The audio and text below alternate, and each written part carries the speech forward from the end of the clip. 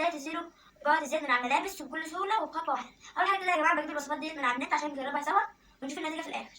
وبجيب ملابس قديمه وحطيت فيها نقطه زيت، اصل مش عندي ملابس اصل مش عندي ملابس فيها بقع. اول حاجه كده يا جماعه معايا فرشه اسنان زي ما انتم شايفين قديمه. لو انت عندك صابون سائل اللي هو بتاع المواعين جيب طبقه صغيره كده يا جماعه. انتوا شايفين بقع يا جماعه لو حد شايفها؟ ماشي. ونحط بقى فرشه الاسنان في الصابون السائل ونحطها على الدائره كده يا جماعه، ونعمل دائره كده ونسيبها 5 دقايق يا جماعه واحط كمان مره يا جماعه واغسلها وبعدين ارجع لها.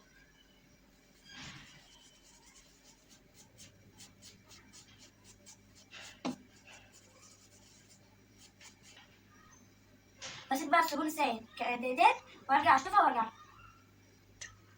بصوا يا جماعه بعد شطفتها وغسلتها حسيت ان مفيش حاجه خالص يا جماعه، وطلعت النتيجه حلوه بجد، نجربوها.